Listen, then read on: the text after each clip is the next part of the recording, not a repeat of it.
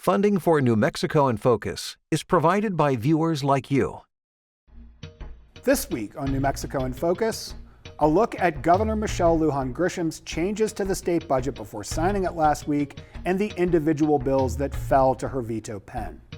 And we really need to have a conversation about what happened, why did it happen, how did it happen, and what can we do to ensure that this doesn't happen again. As we pass the 5th anniversary of the COVID pandemic, we revisit our conversation about the disease's long-term effects on our physical and mental health. New Mexico in Focus starts now. Thanks for joining us this week. I'm executive producer Jeff Proctor. Wake up, check your phone, catch up with the news, rinse, repeat. The news cycle in 2025 has been a fire hose of broken glass, even more so than in years past. So this week, we're catching our breath, taking a step back, and revisiting some previously aired stories that remain important today. A pharmacy desert in Albuquerque's International District that still sits dry. A UNM study on microplastics in the brain is getting more eyeballs thanks to the New York Times. And long COVID might not be front page news, but it's something that still sticks with a lot of us. But before we look back, we begin our show reviewing the state budget and a handful of bills that made it through the legislature, but not into state law. Governor Michelle Lujan Grisham last week approved the largest budget in state history, with much of the increase coming amid an ongoing oil and gas boom. But she made a few small cuts to the version lawmakers sent to her desk. Still, the nearly $10.8 billion spending plan that goes into effect in July marks a 6% increase over this year's budget, which also broke a state record. In a statement, Lujan Grisham thanked lawmakers for prioritizing what she called the, quote, pressing needs, unquote, she addressed in her own proposed budget, including healthcare, education, public safety, the environment, and housing. Departments across those sectors will receive significant bumps, including over 20% more for the Early Childhood Education and Care Department and Healthcare Authority, and just under that for the Energy, Minerals, and Natural Resources Department. Those figures are published in a legislative analysis. The budget also gives public school and state employees 4% raises and starts the new Behavioral Health Trust Fund off with a $100 million deposit. That's on top of fully funding the Senate's $280 million behavioral health package. The governor said the minimal cuts she made were, quote, targeted and, quote, necessary to maintain fiscal responsibility, end quote. She vetoed only about $19 million. That included funds for bills that didn't pass, allocations that the governor claims amounted to violations of the state constitution's anti-donation clause, and recurring programs created with non-recurring dollars. More significant than the money was the language she slashed throughout, arguing the legislature wandered into potentially dangerous separation of powers waters by limiting the executive branch's ability to manage programs. Those departments will still get that funding, but without instruction from lawmakers on how to spend it. The budget maintains about 30% in reserves as a safety net for leaner years. While Governor Lujan Grisham signed 160 of the bills lawmakers sent to her desk this year, she axed 35 others with her veto pen. She provided an explanation for 18 of those bills and pocket vetoed the other 17. That effectively means she stuck them in a drawer without acknowledging them. Among her vetoes was a hard-fought tax package lawmakers negotiated in the session's final hours. Most of the changes were set to take effect next year, meaning its price tag of about $113 million a year, and climbing, was also deferred. In a statement, the governor called the effort last-minute deal-making that delays relief, ignores economic opportunity, and undermines fiscal responsibility. Lujan Grisham also vetoed a couple bills dealing with lighter fare. One would have made the tortilla the state bread, and 2 others would have created license plates for lowriders and the New Mexico United soccer team. She admonished lawmakers for passing these proposals while more serious matters languished, calling it a, quote, misuse of time and priorities during a time of extraordinary challenges, end quote. Of the more significant bills the governor nixed, one would have allowed local school boards to choose the number of days in a school year. The state already sets the number of hours. House Bill 494 would have created a property tax exemption for veterans. House Bill 191 would have created 2 wildfire relief permanent funds. The governor took issue with the way the money would be added to those funds, saying it would limit the state in responding to a catastrophic fire. Senate Bill 17 would have changed the state parole system and the parole board. And another would have increased transparency at the Roundhouse by requiring lobbyists to file reports disclosing their work and who they're doing it for. She said she agreed with the proposal's intent. Lujan Grisham has long touted values of government transparency. At a forum hosted by the New Mexico Foundation for Open Government in 2018, the then Congresswoman and candidate for governor broadly laid those out. If you lead by creating the expectation by everyone in government and everyone in the legislature and every public official to create an environment where we're completely transparent, you will get a much more open government. Knowledge is power. And if we don't provide that knowledge to the public, it subjects itself to real abuses in the system. In justifying her veto, Lujan Grisham characterized a 48-hour deadline to report lobbying activity as onerous and called a requirement that lobbyists file updates if their positions change unclear. About half of the scrapped bills were pocket vetoed, meaning she simply didn't act on them and didn't have to provide a reason. But that practice's days may be numbered. Lawmakers passed a resolution that will put a question to voters next year about whether to amend the state constitution to eliminate pocket vetoes. If passed, the governor would need to sign or actively veto a bill with an explanation. Otherwise, it would automatically become law.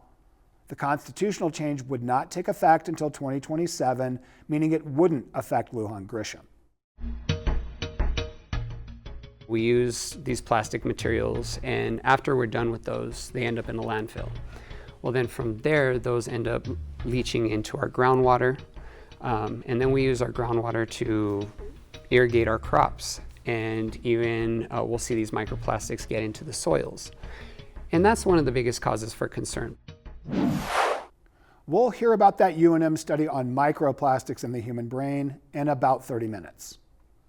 A grim milestone came and went last month. 5 years since the first COVID-19 diagnosis in New Mexico. That was March 11th, 2020.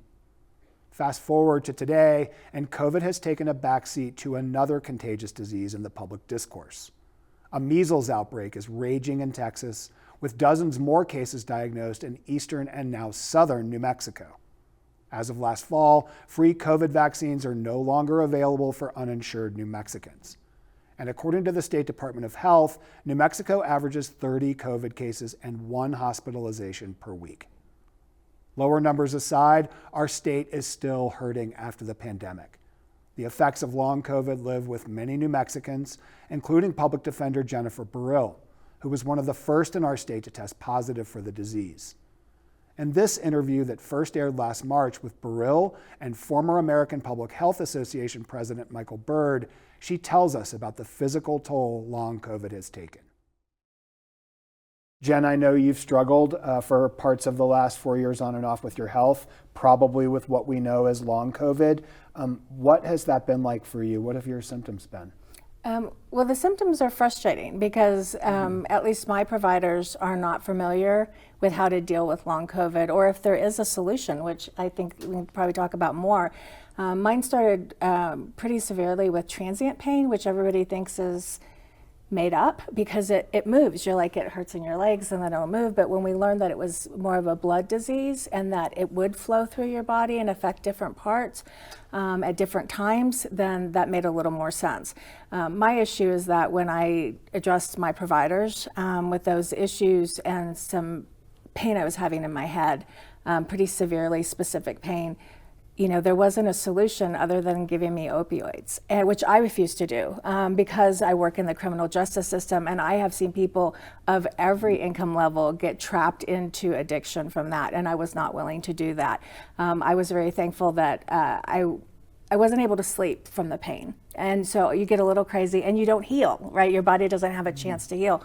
And so I took some CBD oil at night. It didn't fix the pain, but it took the edge off enough I could start to sleep. And so, but that is a continuing effort. It gets a little better, but I still have a lot of lung issues in terms of, I used to hike quite a bit. Northern New Mexico is great, and now I can only do a couple miles, and then I'm out. I'm exhausted, and I'm winded, and I can't do it.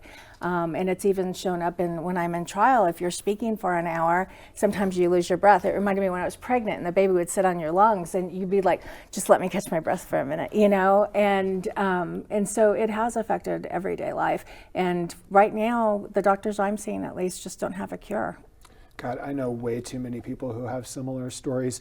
Michael, let's go to you for a moment. Long COVID is not super well understood at this point, but there is certainly mounting evidence that, despite what deniers say, is a real thing. We just heard Jen describe her experience. What is long COVID? What do we know about it? What don't we know about it, sort of from a medical perspective? Well, I'm not really qualified to speak about from a medical perspective. First of all, let me just state that I think your experience is so widespread that I think that the research that they're beginning to do is beginning to explore, what exactly the implications are for individuals and all of our body's systems, heart, lungs, everything else. And so I think there's a lot of research that has been started, but I think that remains to be seen what's going to be the result of that and what sort of treatment options will be available to people. Michael, past long COVID, what do you feel like have been some of the other long-term and lasting impacts on the state and its public health systems from the pandemic? Well, I think that, as you've referenced, that many of the providers that have been in our systems are retiring. Many of them are burned out. Many of them are looking at other sort of career opportunities. And it really goes back to our healthcare system as it exists. As it existed prior to COVID, we really have not. We don't really have, in my opinion, we don't really have a healthcare system in this country. And what we do have is really an insurance industry, and with more and more physicians and the actual providers, nurses, and the people who see patients and are providing the care, many of them are totally frustrated with the system because it is not focused on patient care. It's become a financial system, not a system of meeting needs of patients. And so I think until we really step back and focus on what the priority needs to be in terms of focusing on patients, focusing on public health and community health, and really need to, I think, really step back and focus on what really is important in terms of creating health in a community. And it's not necessarily more hospitals. It's not necessarily the insurance system as it exists, which I clearly have issues with myself, but resourcing. Again, I'm going to go back to resourcing those providers and those systems that are actually providing care in a manner that it meets the community's needs, and it has to be all about community, because we're, as individuals, individuals can get what they need, but we need community health, and public health is really about community health. Well, and I think one of the things, if I can jump in there, is Please. I know when people are testing positive for COVID, their providers won't let them come in the office. And so they're like, well, when that's over, then you can come see me, which is really frustrating, because how do you address the medical care? You're not. And for the people that ended up in the emergency room, which is what the governor was focused on, how many people are in the emergency room, many of those people were not insured. So the state paid a tremendous amount of money. I think it begs the question, would we have been better off financially doing universal health care here in New Mexico? Because we're already spending tons of money to treat people who are not insured. And so you're just shifting money from one place to another. And with the universal care, then you could get people basic everyday kind of care that might prevent the larger issues where you're spending tons of money in the emergency room if you can get them a flu shot or those kind of issues early on that are preventative, that you would actually save a ton of money in the long run. Mm-hmm. I want to return to the theme of community. I was really interested in what you were talking about and ask kind of a broader question. It seems to me that we all, everyone who lives on this planet, in this country, in this state, bear sort of a collective scar as a result of having lived through this. And of course, we're not finished living through this. And I mean that sort of from an emotional standpoint, right. Maybe even a spiritual standpoint, a societal standpoint. Michael, I'll start with you. I'm interested, does that resonate with you? Yes, it does. I think that I think that we really, I mean, it's like a wound. Many individuals in our society were wounded, have been wounded by this, and the wound, the injury is COVID. The injury is our systems that didn't meet the needs of our communities. The medical system, the economic system, the social system, the housing system, the judicial system, the criminal system. All of these systems are all part and parcel of what creates a healthy community. And in my mind, we really haven't invested in those institutions and really focused on meeting the needs of our community members. And we had problems before. A lot of these issues have existed for quite some time, but what COVID did was just exacerbate all of these issues, and so we're left. It's like a house being torn apart, and so it's going to take some time and effort to rebuild the house, rebuild this, and create systems that best meet the needs of the people in this state and in the country. And until we really, maybe it's a sort of a come to Jesus moment. We really need to have a conversation about what happened, why did it happen, how did it happen, and what can we do to ensure that this doesn't happen again. Jen, are we doing enough to have that conversation to understand that scar or wound that we were talking about? No, and I think you're exactly right in terms of the wounds, but I think we're gonna have some generational trauma. We have a whole generation of children who watch their family members die in their home with no ability to try to stop it and no control over what happened next. We also have children who went through several years, sometimes 3 years, in isolation. They're doing Zoom school or video school from their bedrooms. And so they lost all that socialization, they lost a lot of perspective on the world, and a lot of psychological trauma from it. And so I think we in the school systems are not dealing with that properly. We're not dealing with it in the children who are going to be our leaders pretty soon, which is concerning. And we're definitely not dealing with it with our generation either. We're just told to get back to work, it's over. And it's not really over, it's not. I want to ask, we've spent a bunch of time at the table here this week talking about the aspects of American life and our systems that got exposed or re-exposed as a result of this. I want to stick with you for a moment, Jen. What have we learned from this? Oh, there's so much, right? I think we have learned a lot of what we've been discussing today is that we really are not focused on humanity. We are really focused on profit and even the court system that's not kind of a profit-based system is just moving things along and not really concerned about the outcomes or the justice in terms of a result. And so I think that's highlighted the fact that we have moved away from protecting the individual, which is what our Constitution's about. It's not about protecting the government, it's about protecting the individual. And we have moved so far away from that in terms of protecting, the financial dollar and just the productivity of it all. We saw a shift in the Supreme Court several years before COVID that was focused on judicial economy, not on the rights of the individual. And I think that has just exacerbated through this, that we're just going to make sure we're still checking the boxes, that we've done everything we're supposed to do and forgot about the real purpose. Michael, I was going to end the segment with a question sort of along the lines of, are we ready for whatever 2.0 of this is? I think we have wrestled that question to the ground. We are not ready for whatever 2.0 is. Instead, I'd like to end letting you both weigh in these last couple of minutes with this. We could spend forever and ever and ever talking about the way this has changed our politics. How has the COVID experience changed the way we think and talk about truth in this country?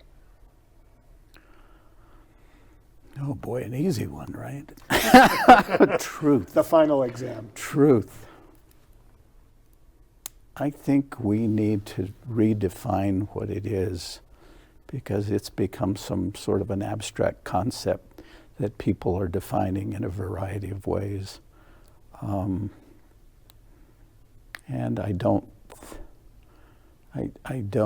the quote that comes to mind, I'll probably end up in trouble, but the quote that comes to mind was a quote from Lakota Indians back in the 1800s, and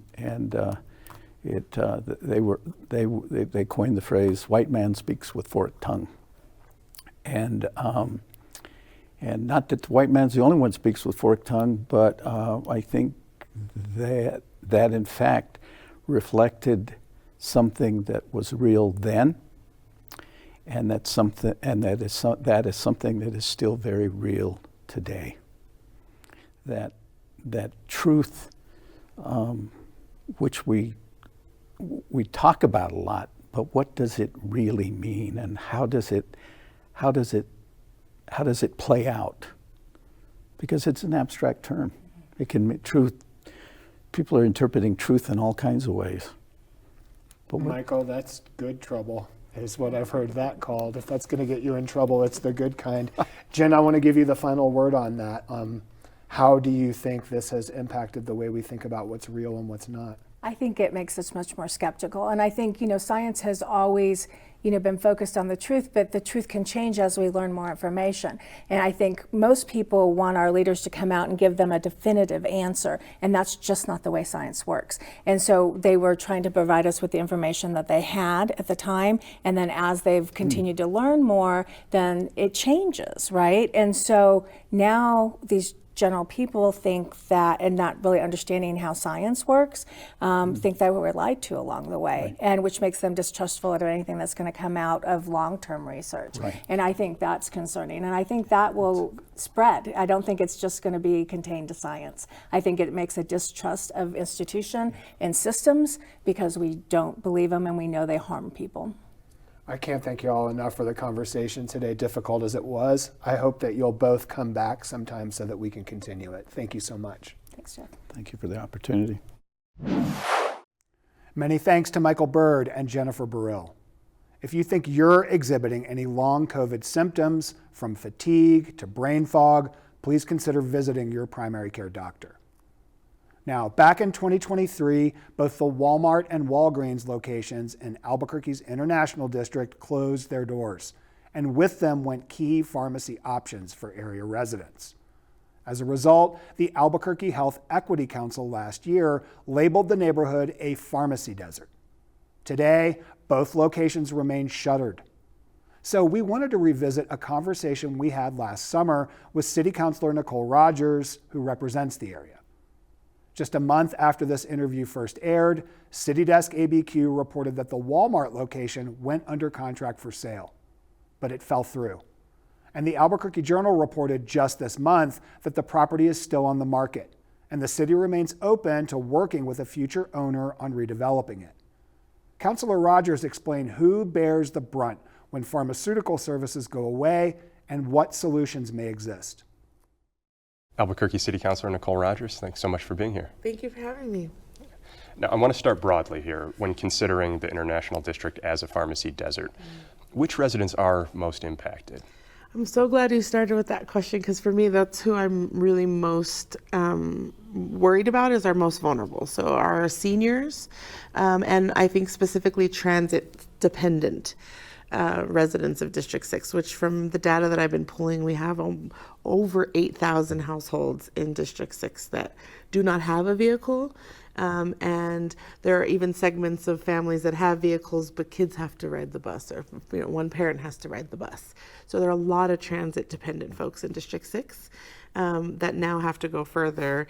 And if they need to get their medication on a Sunday evening, even if the pharmacy's open, transit does not run Sunday after 7 p.m. So I think for me, it's the most vulnerable that I'm worried about, especially our seniors. Okay. So what options are available right now for people who live in that area who don't have access or the ability to drive? Well, I think right now, because Walgreens is gone, CVS is gone, Walmart's gone, the closest place I would say is Smith's, but no, Smith's on Lomas doesn't even have a pharmacy they don't. John's Pharmacy, I think, is the closest that I can think of, where in my neighborhood on Wyoming, like just after Wyoming and Central area. Outside of that. So how do they get there? How do they get their medication? Yeah, I think that's why I'm worried. People either are having to switch to delivery, and then if you're doing delivery services, now they're charging for delivery for some because they're using places like DoorDash. I have a chronic illness, so I get medication every 3 months. And so even trying to myself navigate that system to get stuff, because I've been trying. So, okay, let's see. Let me go into the Walgreens app like they tell you to do and see if you can switch to delivery and how quick that is. I still haven't been able to figure that out. Even myself as a, intelligent person that is really good at technology. So I think right now that is the option, especially for our senior homebound folks and transit dependent folks, as they're trying to navigate how to switch to a company that will deliver your medication directly to you. Same with food delivery services. But again, that's an extra cost and burden for folks who already are, in poverty. Now, you've proposed signing up residents for a program called Express Scripts, similar to DoorDash, which you brought up, but for pharmacies and medication.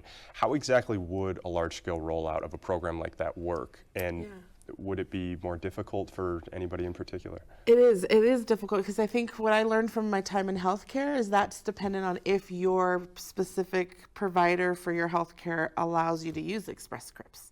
So not every carrier of every healthcare offerer in our state can use Express Scripts. So I think that's the biggest barrier, is we would need, as I'm researching, we would need some really statewide legislation or something to mandate that our MCOs allow folks to use delivery services like Express Scripts. I think, or how do we mandate that they can't charge the delivery for that? But then the pushback is going to be, well, how do you expect us to be able to do that and not and eat that cost, right? So there's a balance to that as well. So this one's a tough conversation. But what I do know from research is where local spending is higher for local governments, life expectancy is higher. And that's what we're talking about here. We're talking about people's life expectancy. So when we talk about food deserts, we have to talk about pharmacy deserts and the supply chain for both of those items, right? For how do we even get our medicines to Albuquerque? How does that work? What is our food supply chain? What is our medical supply chain? Those are bigger questions that, bottom line is this is people's life expectancy. And it's not okay that people who choose to live in District 6 have to have a lower life expectancy because we don't have fresh food and pharmacies to get the medicine that we need. How did we get to this point? Why have pharmacy services in your district dwindled to this level, and what roadblocks are there to bringing them back? Yeah, I think there's a lot of factors. We obviously hear about theft in places like Walgreens, CVS, Walmart. You've heard of that circling in the district. I fundamentally feel like we've always had certain types of theft in retail. I've worked in retail. There were loss prevention specialists and things, insurance to cover loss prevention types of initiatives. I think the difference here, though, is the organized rings that were going in, putting people's safety at risk in the stores. And I think companies had to make hard decisions about that. So that's a bigger conversation about public safety, infrastructure in my district around Do we have nice park? I mean, people don't think that that matters, but it does matter to have infrastructure for parks and roads and lighting and places people want to live, where businesses want to come and stay. And I think that's a public safety issue. That's a healthcare system issue, access issue that we have. There's so many factors to this. And we have, when you think of unsheltered folks, not just even transit dependent folks, the medical needs are huge for our community. Now, the Health Equity Council has put together a map of proposed pharmacy sites. What are your thoughts on developing those sites into new pharmacies? And I know you've touched on it a bit, but what needs to be done first to allow that to happen? Yeah, I think for District 6 specifically, I think we have to have some tough conversations about why our district has historically not been invested in. I think that's an issue. I think we have to begin to flood the areas that need it most with access to healthcare. We need more clinics that offer pharmacy services in the clinic, right? That is something that we can work with our health partners on right now. And with people like owners of John's Pharmacy to say, you know, our mom and pop ones that have been in this community, how do we help them expand? And if they're willing to do that, right? How do we help them with the access to capital to be able to expand? I think that's, I would like to see us figure that out. Mm-hmm. Okay, now we know Walmart closed in March 2023, Walgreens closed in November 2023. Those buildings are still empty in a central part of your district. Mm-hmm. Are there any plans in the works to develop those sites to address this pharmacy desert, but also what you mentioned too, grocery access in the International District? Absolutely, that's top of my priorities, and I think because it's top of communities' priorities. And so we absolutely are continuing to try to acquire Walgreens, CVS, Walmart, and I will keep saying Walmart is, you know, really holding out for the highest bidders, I think. And so sadly, you know, for me, my job is, I think for these particular sites, is to look at what's available to us to, if they're not willing to sell to the city. Talking with developers who may have access to the capital that I don't in District 6 right now, to be able to say, hey, how can you help? In talks with Walmart, in talks with these other companies. So that's kind of my strategy, is let's talk to all of the developers who are interested in these properties and talk also at the same time as we're trying to figure out how to acquire them. So I think we need to work together. I think it needs to be all hands on deck. We need to figure out how to stack capital to make these projects happen in District 6. I'd like to see a group of us went to go see the Silver Street Market model with affordable housing, farms. The only thing we would add to that is a clinic with a pharmacy, to see how we can recreate that in District 6. City owns this Catherine and San Mateo lot.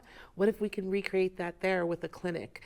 Community wants access to healthcare, food, housing, and daycare. That's the top 4 things that I'm hearing during our strategy sessions and everything as we're out in the community. And so why can't we do that in a development and then keep that model going throughout? And then home ownership and poverty. We have to be working on poverty. This is the root underlying cause of all of this. Because if a resident in District 6 is not in poverty, they can go somewhere they have a car to go somewhere to get their medication. They can afford the delivery to come here. So all of these things tie to poverty. And that's the root cause of all of this. And that's what we should really be tackling. What can we do to make people aware that all of these issues are connected? And what's the first step to addressing those underlying causes? Yeah, I think we have to have some education for community and not make poverty such an other thing, like that's happening to someone else.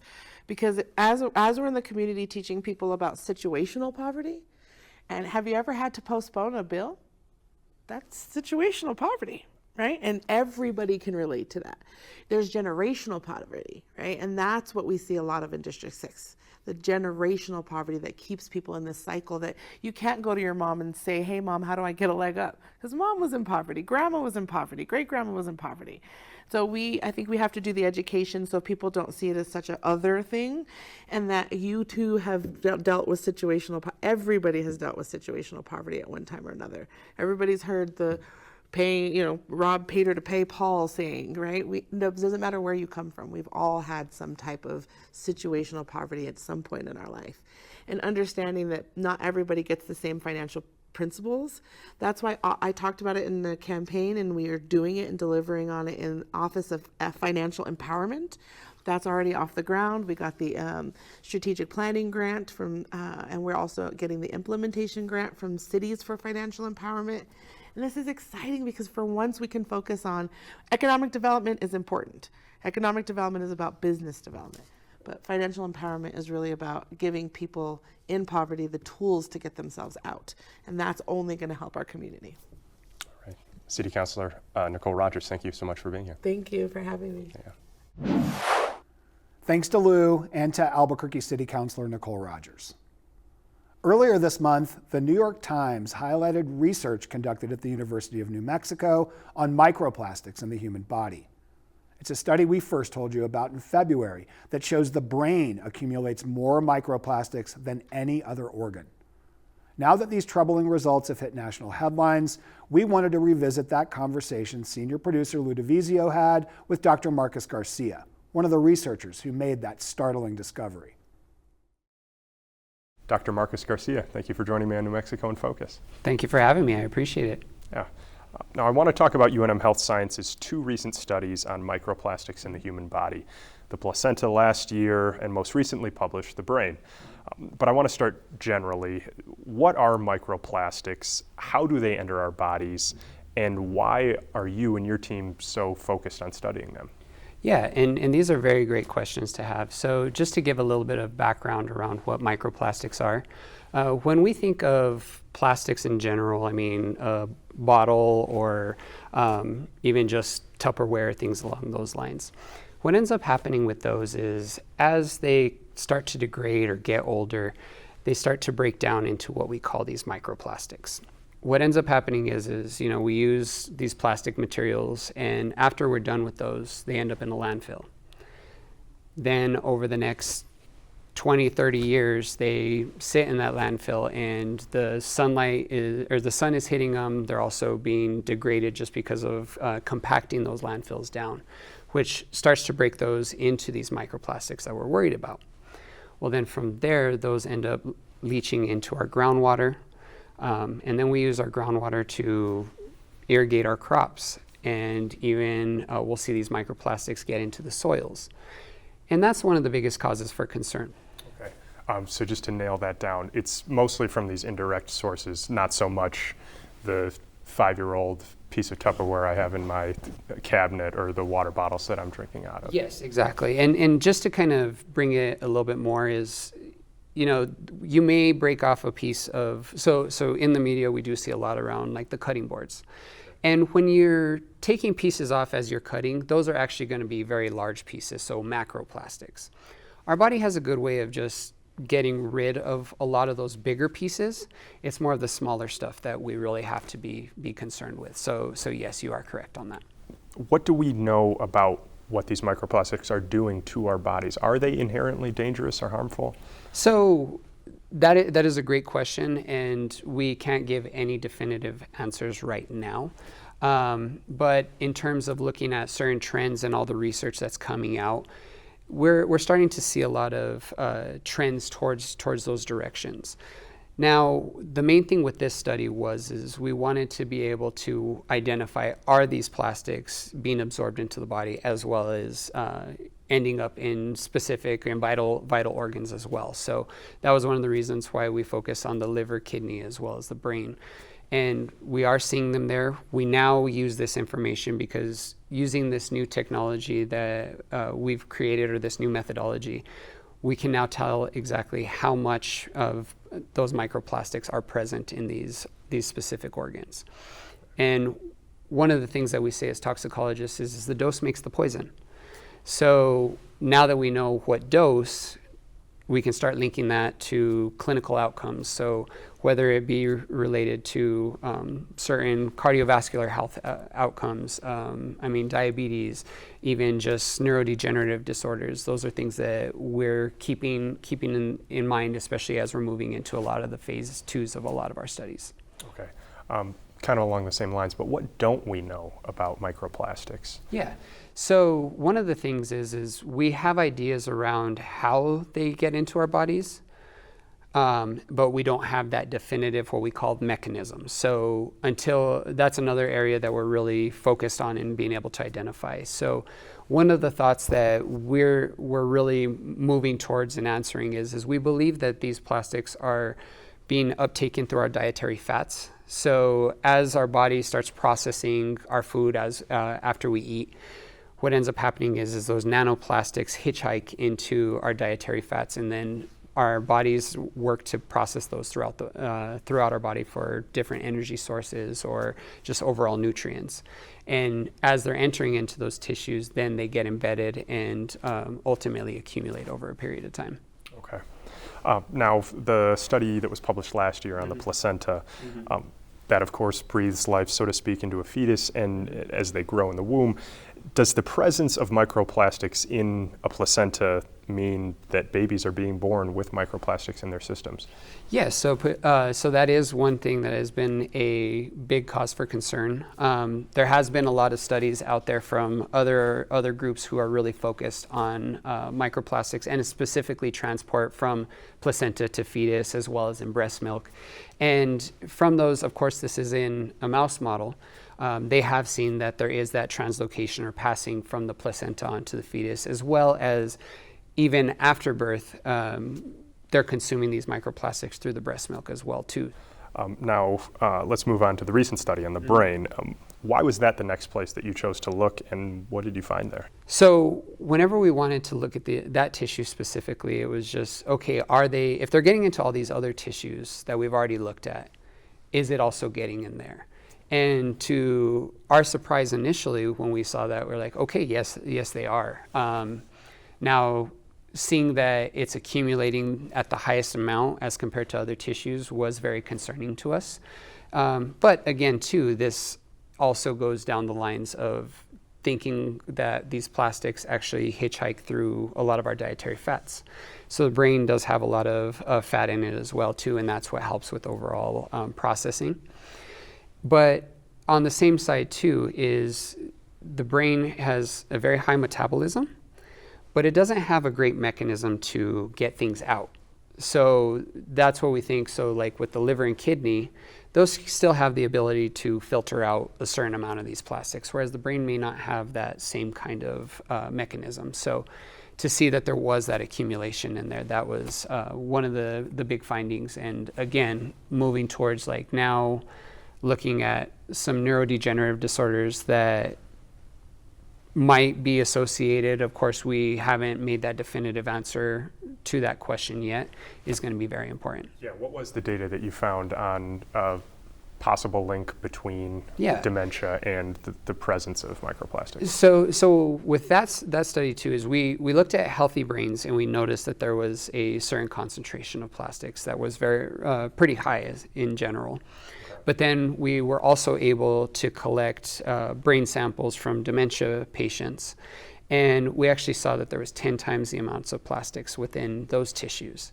Now, I do want to highlight that this is more a correlation study, not a causation. So when I say that is we're seeing that they're there in this higher concentration.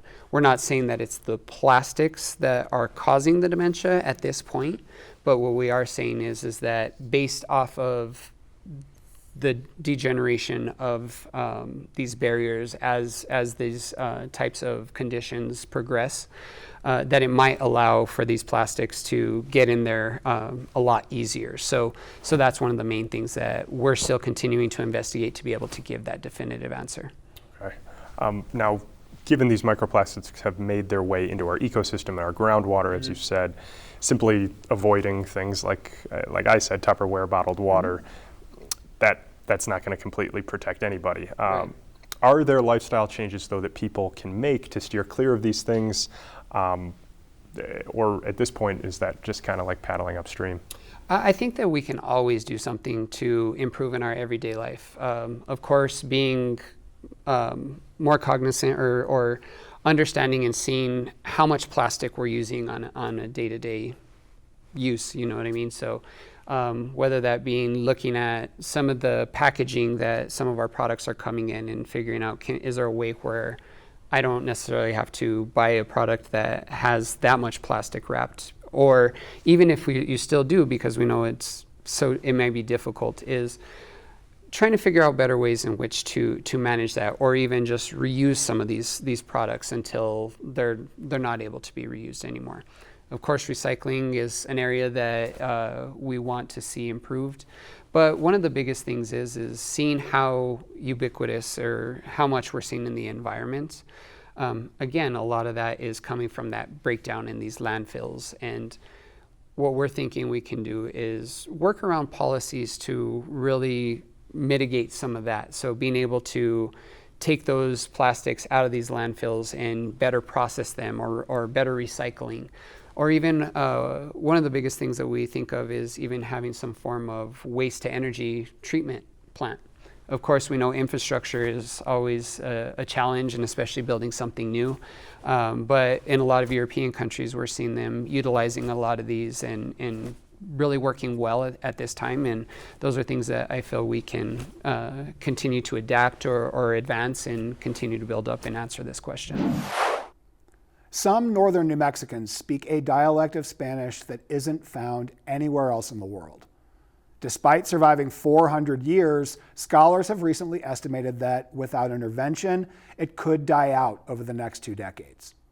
Enter the National Hispanic Cultural Center, which is working to preserve the regional dialect through what it calls the Legacy Project. We spoke with Executive Director Zach Quintero about the archival endeavor around its launch in the fall of 2023. Since then, Quintero tells us, today the team is creating a database of archival materials and digitizing documents the project has received so far. The center's archivist continues to accept, quote, culturally significant donations, end quote, related to the dialect's preservation. Here's Quintero's conversation with Lou. Zach Quintero, thanks for joining me here on New Mexico in Focus. It's a pleasure. Thank you for having me. Of course. The National Hispanic Cultural Center is about to begin the first of 3 years working on this legacy project. When had the Spanish dialect in northern New Mexico been spoken more commonly, and where exactly? Sure. So this really builds around Rio Arriba County, starting in northern New Mexico, everywhere from Rio Arriba County to Mora County to Taos County. You saw an article recently in the last 5 months about the village of Cuesta, the town of Cuesta, and how they're specializing in a specific dialect that is traditional Spanish that goes back 200 years. And this specific type of dialect has been in existence for New Mexico for the last 400 years.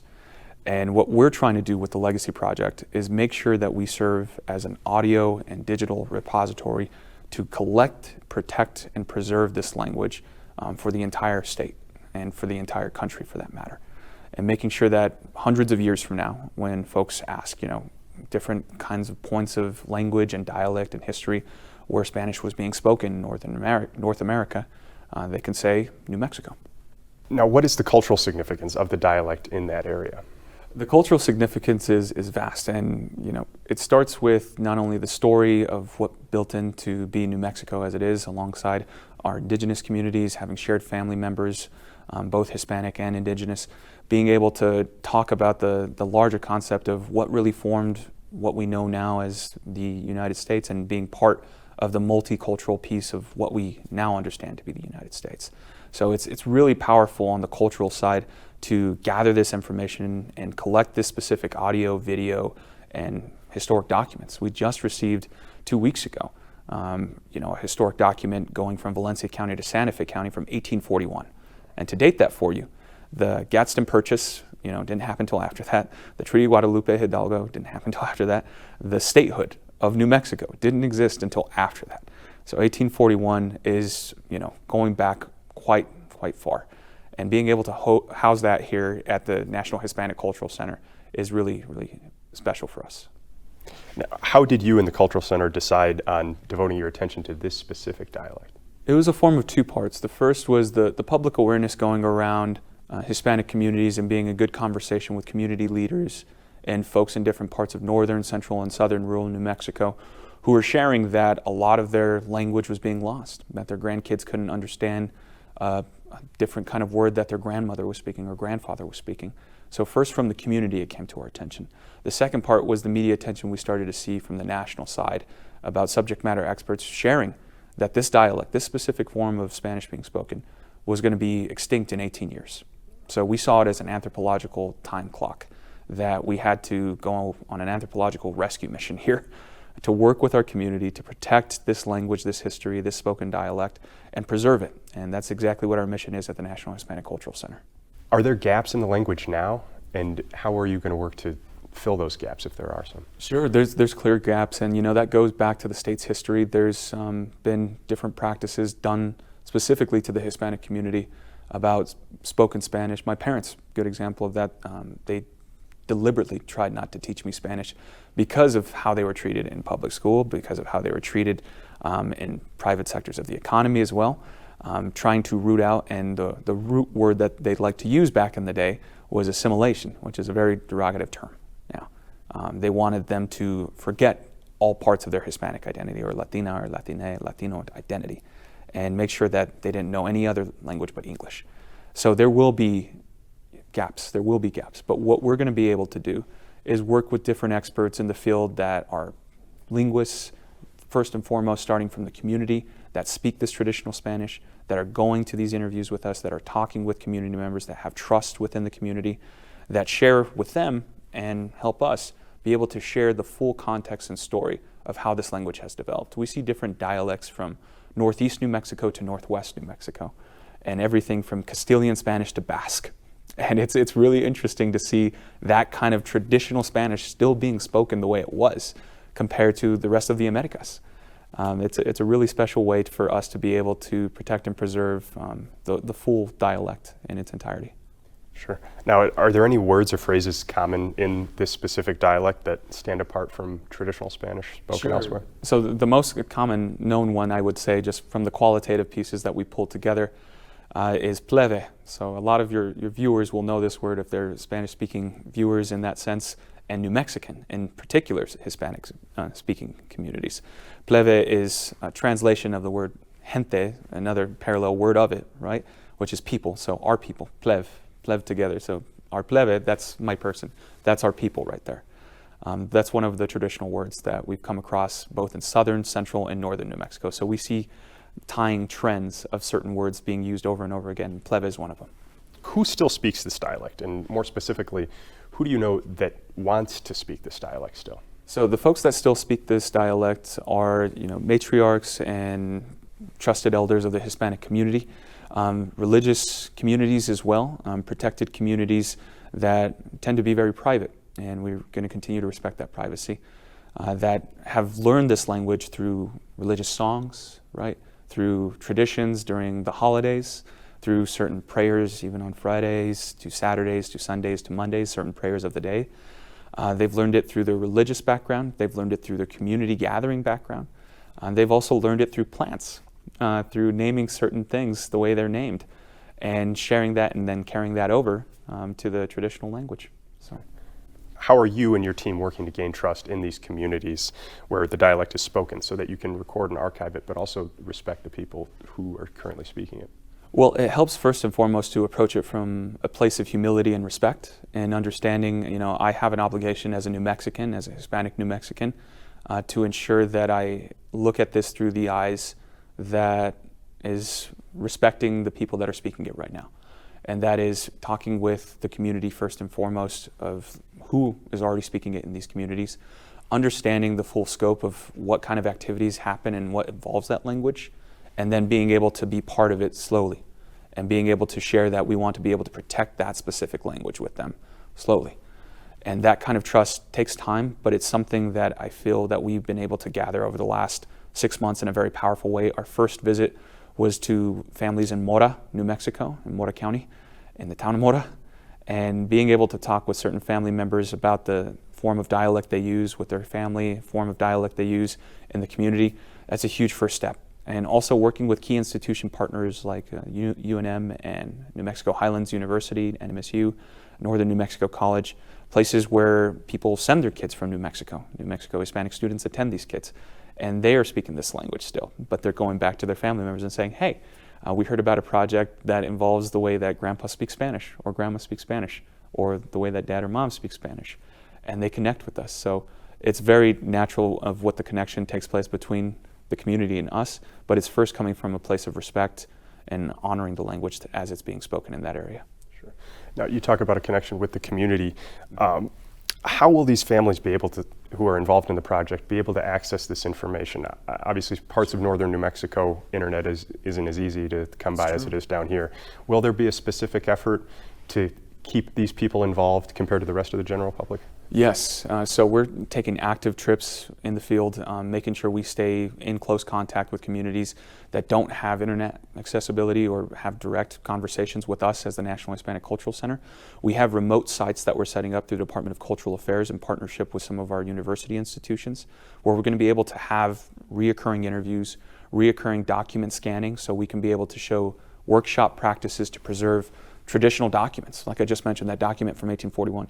That was donated to the center, and that was fantastic. And we're really grateful about those kinds of things, but we know more is out there. So we want to be able to show and share fellow Hispanic New Mexicans and different folks that have these documents how to protect their own family history, how to protect those documents so they can hold on to it and pass it on to the next generation. Or if they want to entrust it to us to protect it at the center and they can come see it, we're happy to do that too.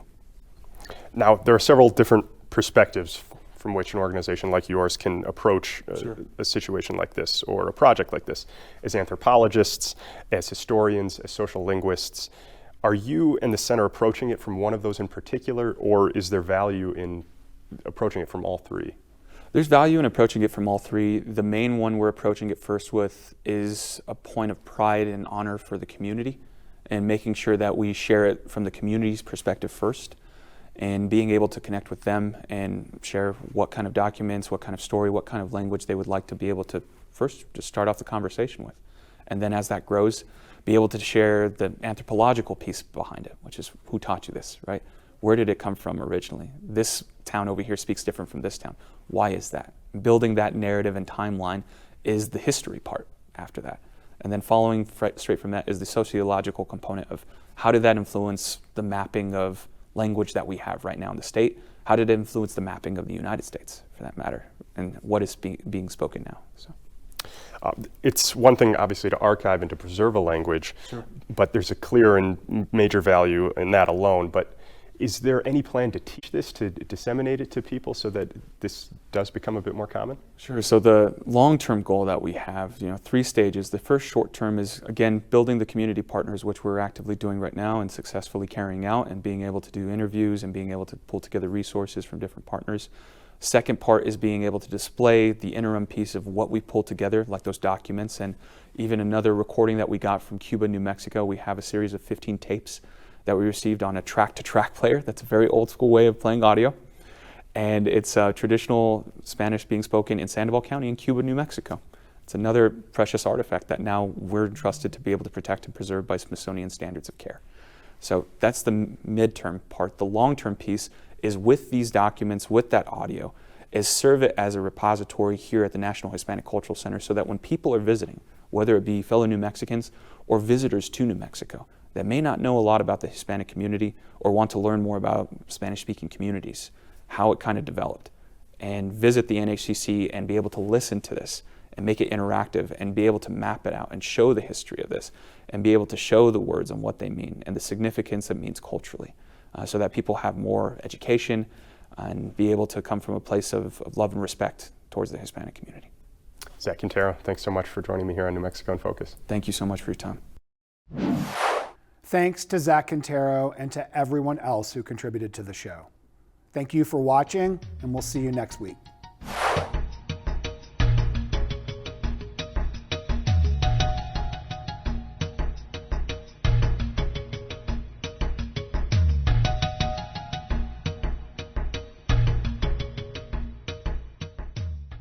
Funding for New Mexico in Focus is provided by viewers like you.